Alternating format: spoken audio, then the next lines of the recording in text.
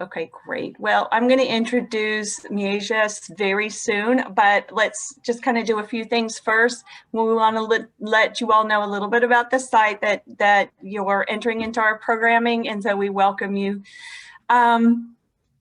We hope you're having a really wonderful day from wherever you are joining us. It's beautiful here in the Washington, D.C. area with cicadas. So I don't know if that's part of the weather report, but clear with cicadas because you're going to see them in the air. My name is Susan Gerber-Burning, and I am the Interim Executive Director at Woodlawn and Pope-Leighey House, and we're a historic site located in Alexandria, Virginia, kind of close to Mount Vernon. As a historic venue, telling the full, truthful history of this site is core to our mission, and so you will continue to see programs and activities related to untold or underrepresented histories as well as other important themes of the site. You can view our interpretation priorities through a link on our homepage of the website.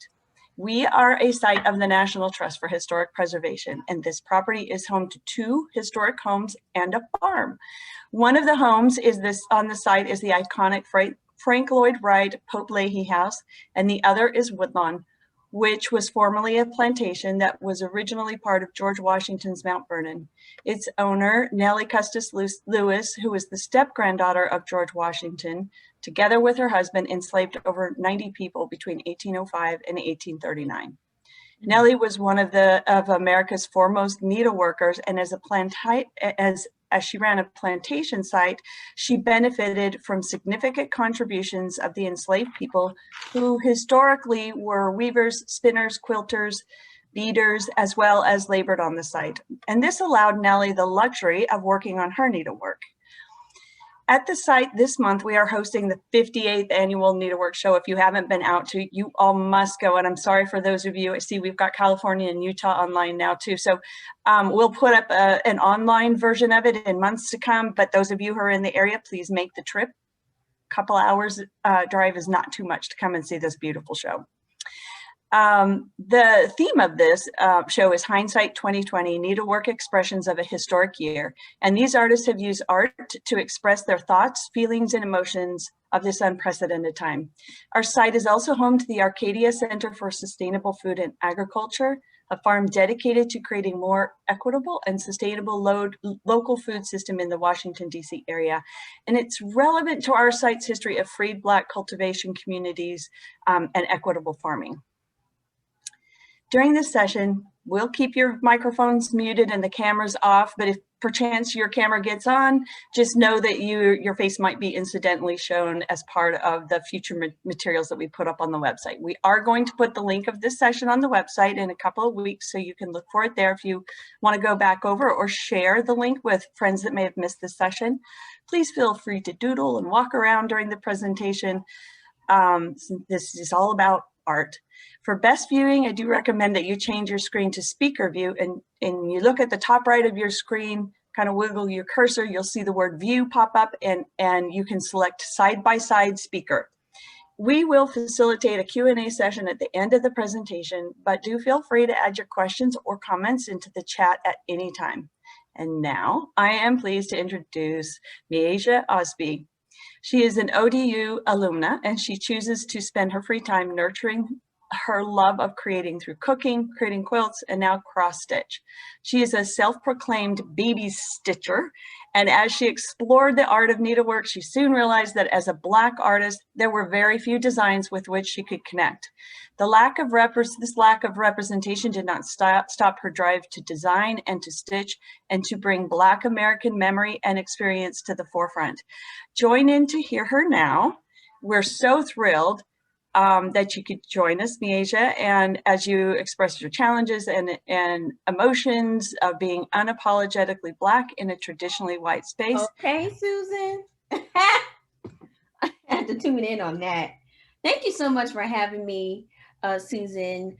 And, you know, I'm going to mention God quite a bit in my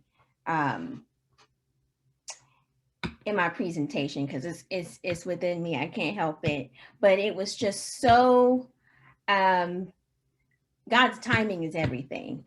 And I'm so thankful for this opportunity. I happen to be watching Dr. Lisa Wolfork on a Black Women Stitch IG Live, and Trinity, the facilitator of this event from Woodlawn, happened to join me at the same time. She saw my Instagram handle, found me, contacted me, and asked me if I would present to you guys today. So thank you so much for joining us. If you're watching with us live, welcome. Thank you so much for coming. Thank you for your love and your support on Instagram. Thank you for attending this live and free virtual event. And if you're going to watch the replay and you had to miss it, it's all right. Thank you for joining us and welcome as well. So occupying white spaces, stitching in color, we are going to be talking about my journey into cross stitch and how I ended up here. I am so thankful to be here, and there's so many people who are lifting me up. So if you hear me reference another stitcher or another artist, please jot their names down, because those are some folks that you need to know.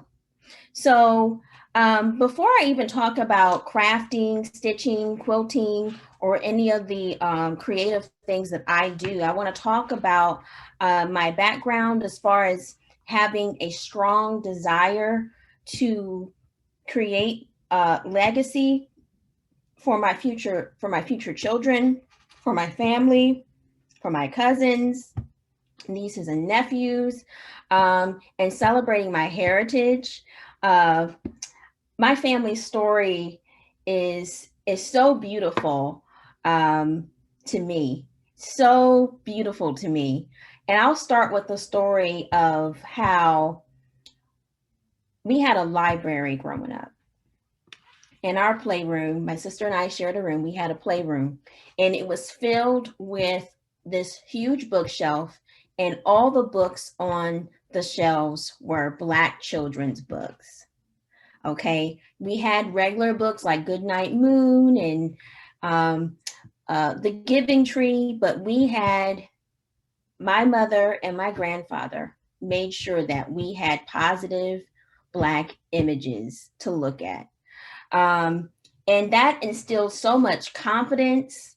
I had children's stories and that talked about Hair Day. I don't know about you and your household, but Hair Day in a Black household, my mom has 2 girls, and Hair Day was a real thing. Nobody really likes Hair Day, and she explained to my sister and I about how to appreciate our hair, how to love our hair, and how although the journey of doing our hair can pose quite difficult at times, it's all worth it. And we had children's books to back that up. So I have had, my mother and my grandfather made sure they worked hard to create positive Black images throughout my childhood. So that's just one. That really established just my identity, proud to be Black, proud to stand alone if I was the only white child in my class. Growing up in Virginia Beach, Virginia, that happened quite often where maybe you're 1 or 2 or maybe 1 of 5 Black children in your class, and just being able to stand in that and not feel ashamed or bad. And I'm so glad that they instilled that confidence within me. So another thing that has established this strong desire to create legacy, someone needs to turn their mic off if you don't mind. Check your mics. But a strong sense of legacy within me was just the awareness of people dying early. My father died at the age of 32. I was 12. I'm 32 years old right now. My grandmother, my mother's mom, died at 38 from breast cancer. Her sister died early, didn't make it to 40 from breast cancer. And just being aware of, at a young age, at the age of 12, that life is short. It can be short, It can be short, but what you do with it matters, and not having a lot of belongings from those people. There are some things that my mom has given me, or that my mother owns, with my grandmother's handwriting on it, just writing out her family tree, just kind of doodling. I have one item from my father, in one picture, and a photocopy of his obituary, and I just think that's unacceptable. So as I begin to grow my family, I got married. We have a bunch of children in our lives that we take care of. And as I begin to establish my family and think about the things that I want, the things I want to leave behind, not just financial legacy, not just assets, but a cultural legacy, documenting our family's personal history, our personal heritage, where we come from, and just documenting things that would encourage my future children, also to encourage them, instill a sense of pride within them, and to teach them their history, so they know from whence they've come, and that they have their ancestors have overcome so much to give them this message that they can go so much further. That's a message that is important to me. It's what keeps me pushing in my education. I'll be pursuing my master's degree in higher educational leadership. It's what drives my art, clearly. And so those things happening to me, that having that awareness of losing a parent at 12 really made me reevaluate the things. So my first step in creating these handmade heirlooms, it's something about having a recipe card from your grandma or your great grandma, having a notebook or a recipe card or a napkin that your grandma wrote a recipe down with her original handwriting. To have that and to hold that generations later, it means a lot. And so keeping things like that mean a lot. But my first step in that was quilting.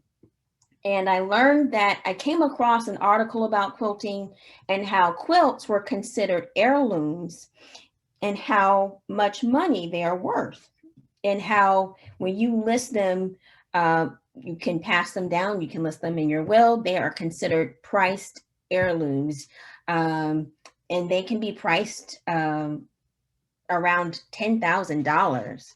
And I don't know why that article struck me so much, and I began to search on YouTube. I call YouTube University. If I want to learn about something and I don't want to pay for a formal class, I go to YouTube first. So I started Googling some quilting tutorials on YouTube, came across a wonderful quilting YouTube page.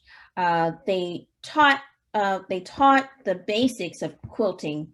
You were learning from someone who was great with instruction, great with providing free materials, and told you everything you need to know. So I began to quilt.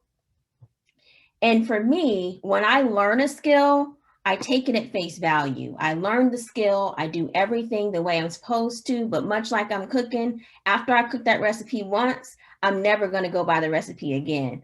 I'm going to add my own seasonings, my own spice, maybe a little bit of bacon fat. Okay, I'm gonna spice that thing up. So once I learned to quilt, I remember in one of my Black history courses I had taken at Tidewater Community College about the Underground Railroad quilt codes. Now, I learned about these quilt codes, and it has been said it's a myth. It's been said that it's been real. I don't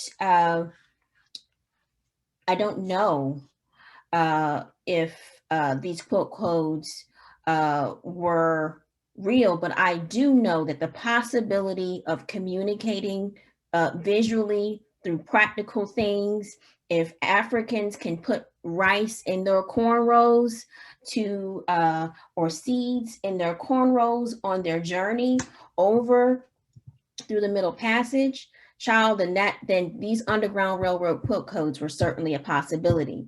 So I learned the skill of quilting. Once I came across the Underground Railroad quilt codes, I said, I'm going to learn how to quilt all of these.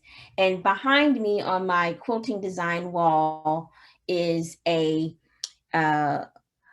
Underground Railroad quilt code called the Log Cabin. See if I can get a piece for you.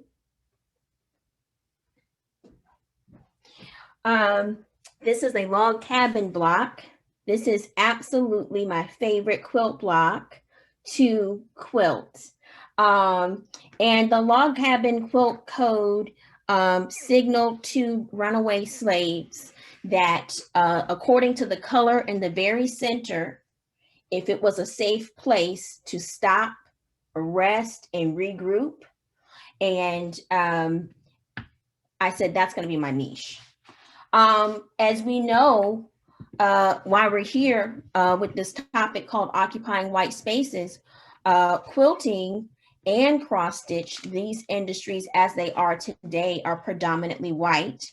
So yes, I learned how to quilt from a white woman. I learned how to quilt by buying and partaking in buying white centered patterns. But when I learn a skill, I'm going to learn how to apply it to me in my goals for my life. I'm going to learn how to put my spin on it to further my desire to create this legacy and celebrate my heritage. So I knew that I was never going to quilt another quilt block that wasn't an Underground Railroad quilt code. So after watching this quilting YouTube channel for quite some time, they also had a floss tube.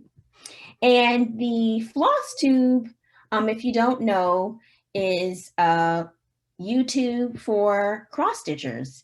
And I looked at the floss tube videos for several months before I decided to cross stitch.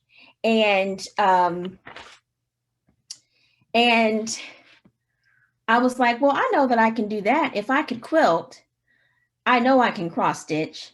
And so the desire and the need for me to do it changed. So quilting, as I talked with Dr. Lisa, quilting involves so much equipment. You need a sewing machine, you need these rulers, rotary cutters, and all these things. But with cross stitch, you don't, the amount of materials that you need is not, it's not expansive. You just need some floss, you need your hoops, you need these little, you need your needles and things like that. And while having my nephew and my godson here with me for the summer, we did so many beautiful things together, but having two boys in your house with you for the entire summer, I knew that I couldn't have me time to myself quilting these beautiful quilt blocks that require so much precision, measuring and cutting and ironing, all of which are dangerous when children are running around in your craft room. So I couldn't express myself in the same way that I could with having these children around. So I decided to give cross stitch a go in July. So I had been quilting for 3 years, but I gave cross stitch a go in July of 2020. Just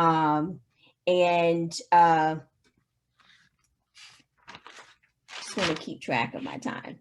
I gave cross stitch a go in July of 2020. And again, I sat down, I watched these videos, I learned the craft. I learned how to cross stitch with a generic cross stitch pattern. I learned with a free pattern. I believe it was a free pattern called Create. And I stitched that. And once I learn a skill, it still needs to resonate with me. So I figured out that cross stitching takes a lot of time. You're making all of these tiny X's and these tiny perforations or holes in linen or even weave or Aida fabric. And I looked around on these online cross stitch shops, and none of the patterns resonated with me. I'm not going to spend 40 hours cross stitching something that I can't identify with. Then I took a look at my local cross stitch shop. I'm going to shout out my local cross stitch shop here in Virginia Beach, Dying to Stitch. And Miss Ann and Miss Robin greeted me, and I told them that I was a baby cross stitcher and I want to come in and get some charts. And I walked around the shop. I'm looking in the shop, beautiful shop. You know that cross stitch shops have fully finished pieces framed so that you can see what cross stitch charts look like when they're fully finished. And about a quarter of those charts on the walls are patriotic themed cross stitch patterns, you know, celebrating the grand old flag, 1776, July 4th, Independence Day, a lot of Uncle Sam stitches. Then there are lots of holiday stitches for Christmas and Halloween and Easter, and any and your seasonal stitches for, you know, summer, winter, and fall. And I could get down with the holiday stitches. Okay, I love Christmas. Christmas is my favorite holiday. I started stitching in Jolly July, which is a fat quarter shop in Priscilla and Chelsea. Stitch along for the month of July. You stitch Christmas things in July, so I can get down with the Christmas stuff. And then I could even do some other seasonal things, or maybe some religious stitches, but I could not get over the amount of patriotic stitchers. And although I have a deep love for my country, those feelings are conflicted every day with the things that are happening, with the things that I have experienced as a Black woman living in Virginia. And so I told Miss Ann and Miss Robin right away that I can't stitch any of those things, and that I won't stitch any of those things. And I asked her about samplers. I asked her about samplers, and I asked her, and she explained to me what a sampler was. And we're going to transition into defining white space. I asked them about samplers, and they defined a sampler to me as a young woman, usually a white woman, learning how to read, or children who stitch samplers were learning how to read. Women stitch samplers, and the samplers contain an alphabet, a set of numbers, usually a stately home, vegetation, which reflected plantation life, sometimes workers on there. And there's no way I could be stitching anything regarding the grand old flag unless I had something to say, or there's no way I'm going to be stitching a sampler from Miss Mary Ann Smith of 1784. There's no way I'm going to spend my time stitching samplers, celebrating this white woman's heritage when my people at that time were not free, could have been enslaved, would have been enslaved. And so I just had so much deep conflicts entering into this craft, more so than I did with quilting. I found something that resonated with me. I knew that my niche would be the Underground Railroad quilt codes. And if I made something even for a baby shower, it's going to be made with those codes. But with cross stitch, I didn't see anything that resonated with me. So we're going to talk about white space. that is when I knew I was in a white space. And not all the space, white space doesn't mean bad. It just means that it is void. It is lacking something. And so the patterns are nice, but it's lacking. I cannot identify with it. I don't want to reflect on it. If I spent the time to stitch something, it is going to serve and align with the values that I have. And stitching those samplers or stitching those charts that celebrate white history without acknowledging Black history, because Black history is American history, right? I knew that I was in a white space. And listen, there are plenty of white patterns that I will stitch. Okay. I was gifted this a set of Southern Roots cross stitch patterns by Miss Charity. She sent these to me. She no longer cross stitches, and she wanted me to have these. This series was created by a white woman. So there is a myth, the myth that there is no representation. That's the myth. We're going to bust that right now. It's not like there isn't any representation. There are Black cross stitch patterns you can find on Etsy, Afro centric cross stitch designs you can find on Etsy, Artisy. There are lots of online places that have Black patterns. And I'm going to stitch these. I think this is absolutely beautiful.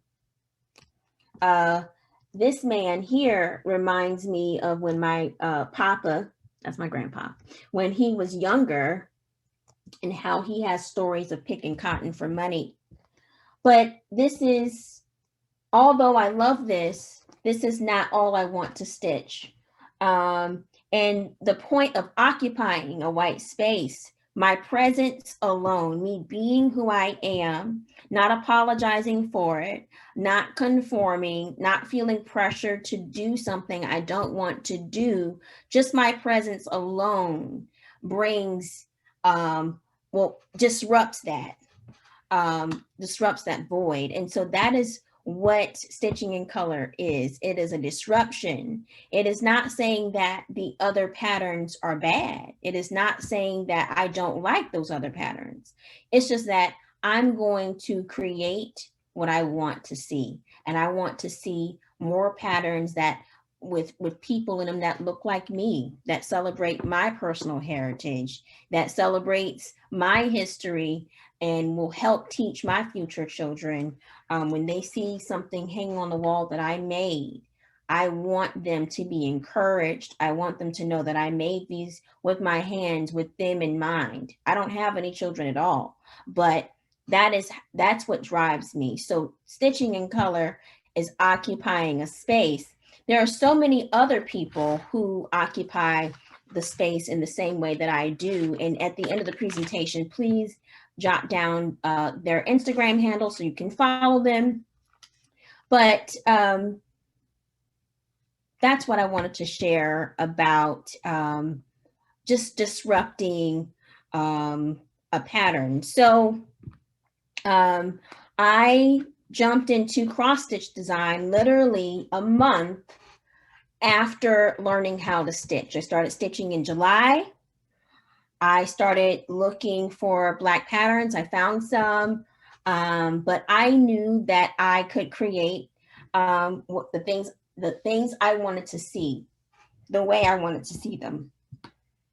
And so I purchased a cross stitch design software.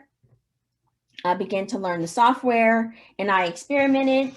And this was my first design, and it's basically an image of me. I was wearing a turban this day, and I started stitching this in August. And a month after getting into cross stitching, I knew that I wanted to design my own designs. And this was my experiment. So I need to finish my turban here. I'm not going to turn this into a floss tube episode, but I need to finish my turban. And I was shocked that I even chose that picture, but me wearing the robe, I don't know what I was feeling a little flossy or a little baller that day. I had flipped the collar of my robe up and I had on this turban, and I was like, why did I choose this to be my experiment design? And I just felt black AF. Okay, I'm not gonna curse or nothing in the program, but I just felt so black. I felt so black. I felt so proud, and I said I'm gonna stitch it. And so that was my first design, and then all these other ideas just started flowing to me. And I wrote them down. I continue to write them down. And I knew that this was eventually going to be something that I make it my mission to do. I make it my mission to create things I want to see.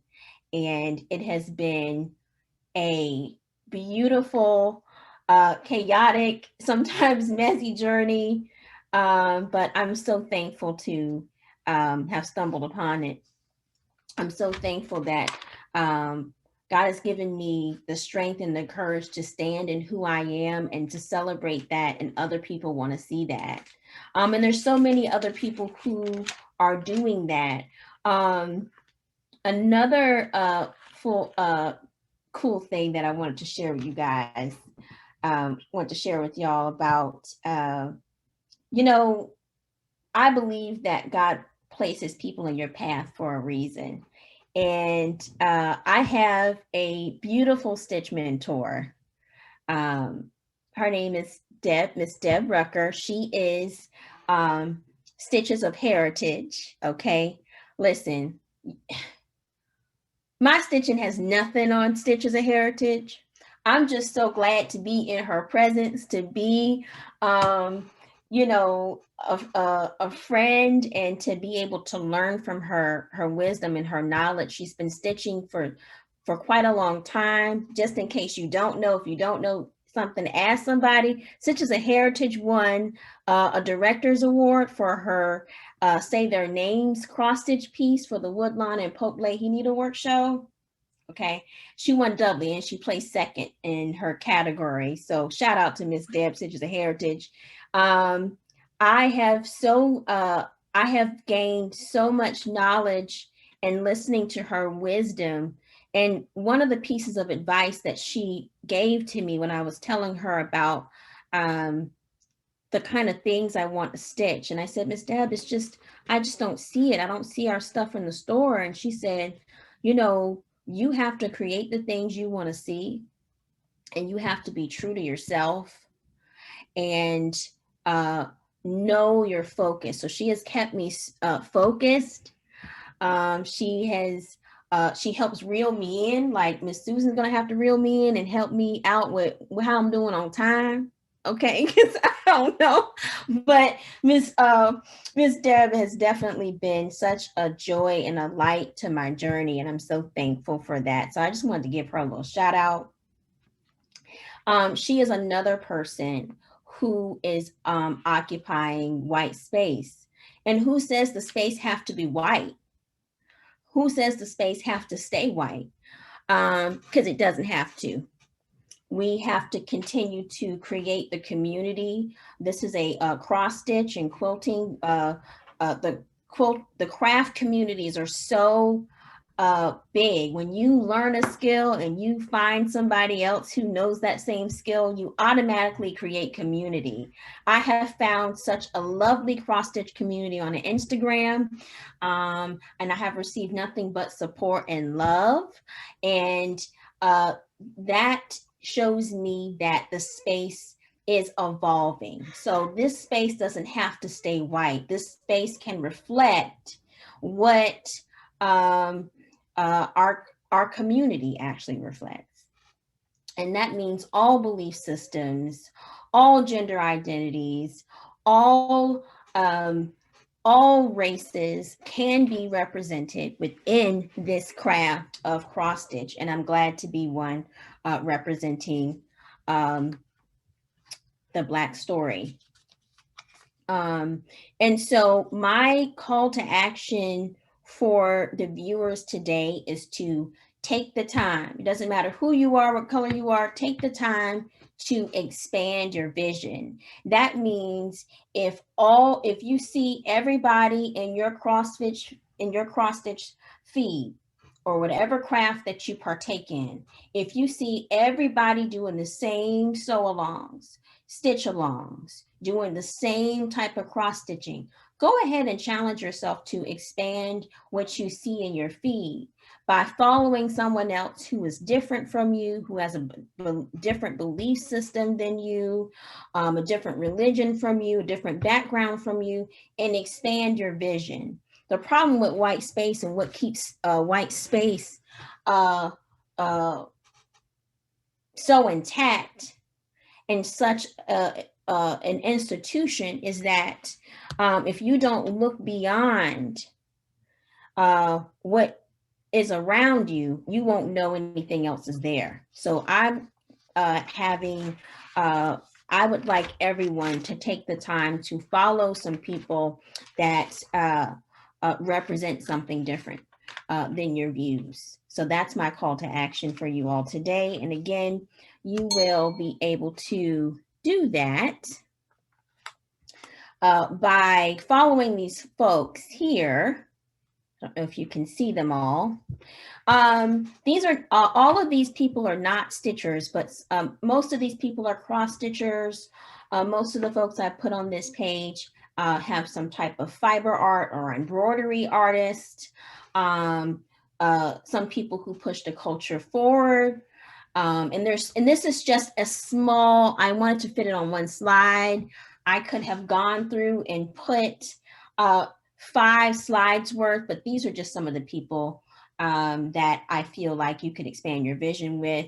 I wanted to also give a shout out to It Is Kismet Stitches. She had posted a very passionate post on her Instagram about some awareness that we all need to have. So I encourage you to follow her and expand your vision with her as well. Miss Susan, how am I doing on time? You've got about 5 more minutes. Okay, boy, look at how that time flies.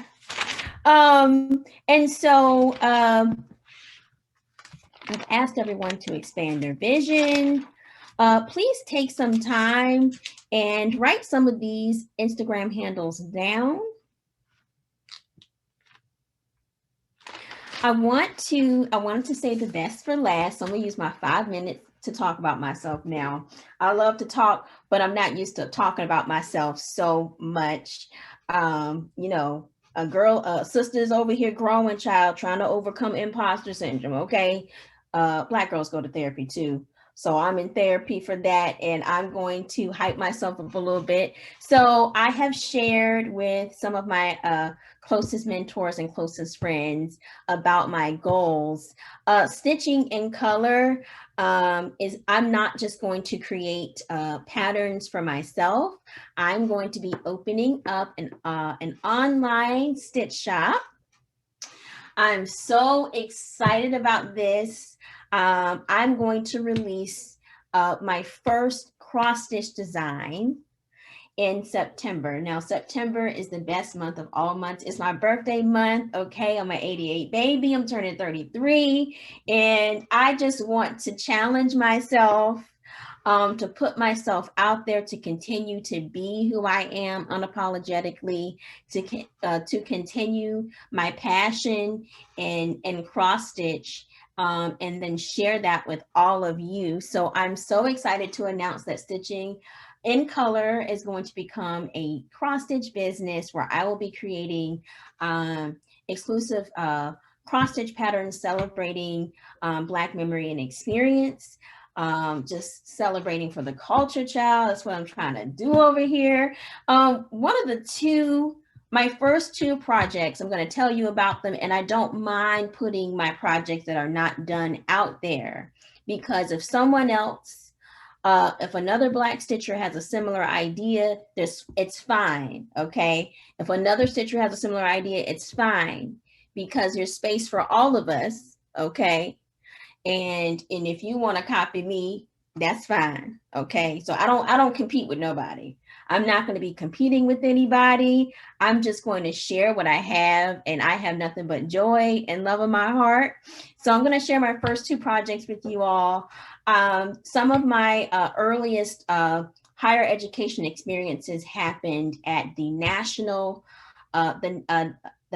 Black Student Leadership Conference.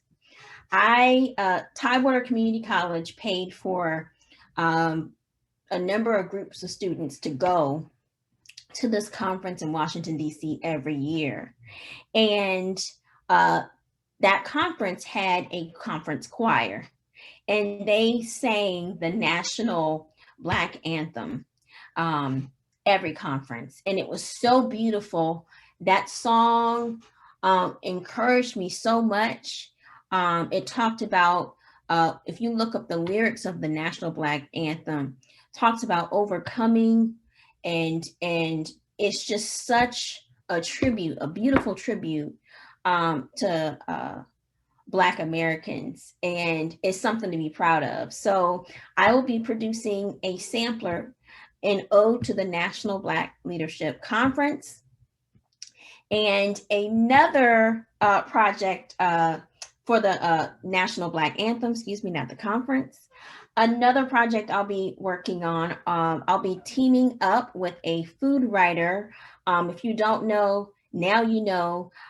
Deb Freeman is a Black food journalist, and she and her partner own a magazine called Southern Grit Magazine. They are Virginians. They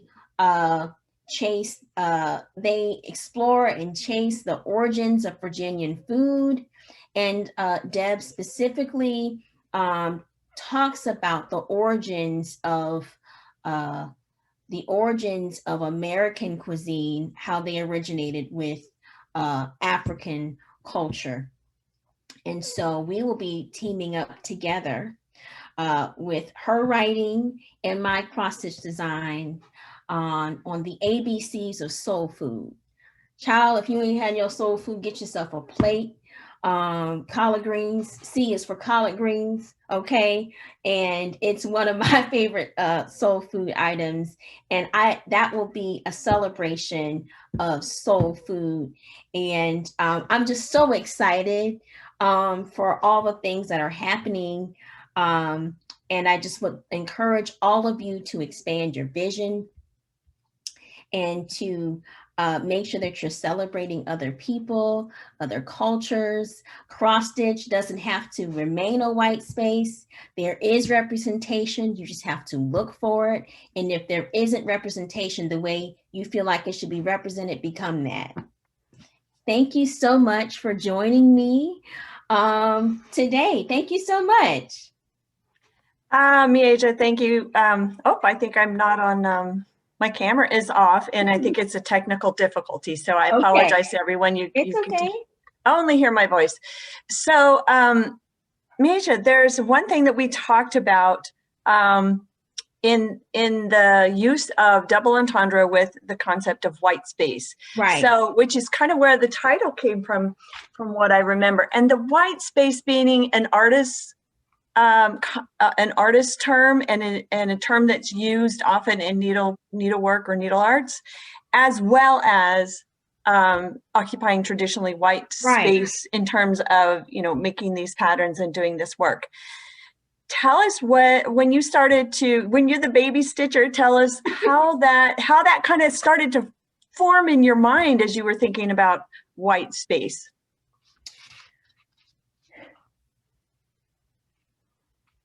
So I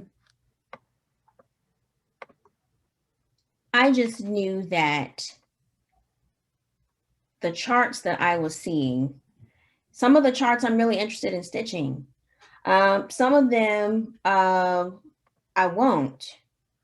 I just knew that it was white. It didn't resonate with me in any way. Um, you know, Black people have a lot of feelings about the American flag.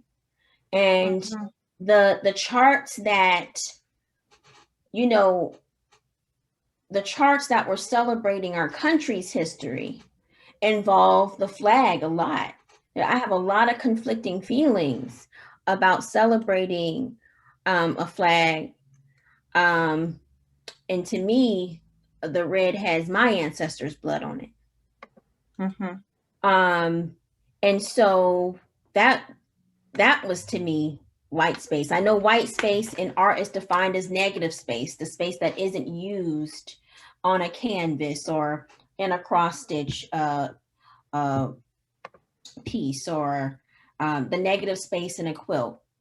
Um, so to me, that was white space. If I was going to stitch, I stitched Black Voters Matter.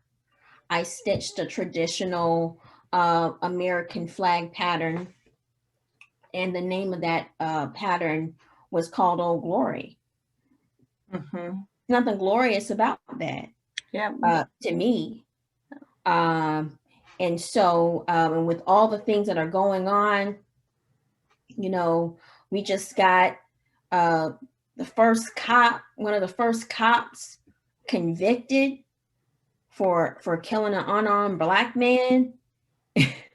And I'm supposed to be stitching these things. You know, this is what's offered. Well, I don't have to accept what's offered to me. I don't have to partake in that if I don't want to, and I'm not.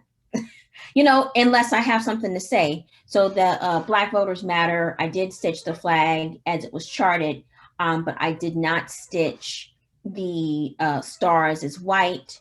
The fabric is Mhm. brown on purpose. I wanted the brown to come through, representing some laws that were literally trying to suppress the votes of Black people. And So so, when I would encourage everyone here to go again to see Miesia's piece, and we have a whole hall of pieces like that as well, sprinkled through this show, and the concept of the flag and democracy, and is it really a democracy if it's, you know, if not mhm, everyone is represented. So mhm, your interpretation of the flag, it is a really interesting piece. Again, you know, I hope you. everyone gets out to see it. And it's moving. It is a compelling piece. Thank So a you. couple of questions for you. Okay. Um, have you done any research into needlework created by your ancestors? The first of all, Stitch is a Heritage, and uh, we were talking about the meaning of samplers, and I told her about the sampler I want to create dedicated to my papa. He went to an all-Black school in Princess Anne County. Virginia Beach used to be called Princess Anne County back in the day. Mm-hmm. And he went to an all-Black primary school. I believe his education is up to ninth grade. Um, and that building still stands. And I was talking to Miss Deb about samplers, and one thing, if y'all don't know anything about such as a heritage, she will get you together with the information. So we went down this deep rabbit hole of trying to find samplers created by Black people. And sure enough, we did find, if you go to our Instagram under, I believe it's not under our regular grid, but we tagged each other. But mainly, Miss Deb found so many samplers created by Black people. And of course, it's just so lovely to see. Also, Miss Ann of the Dying to Stitch cross stitch shop, she owns a reproduction company called R&R Reproductions. She found a cross stitch. I'm trying to see if I can find that chart. She found a cross stitch piece. I believe it's displayed at the Norfolk Historical Society. And a sampler was quilted by Melissa A. Smith, who was a Black 12-year-old in the year of 1850, and she reproduced her Melissa's cross stitch and created a cross stitch sampler and reproduced it. And during one of our discussions in the cross stitch shop, Miss Ann gifted that sampler to me, and I'm still working on it to this day. So yes, there has been some research done into it. Feel free to do some as well. Oh, fascinating. So I do want to ask a question of the group before we close, and it's really similar. So once we get through a couple of questions with you, Maesia, is it okay if we then open it up to the group for one or two questions about their ancestors and stitching? All right. What are good Google search terms to find these patterns?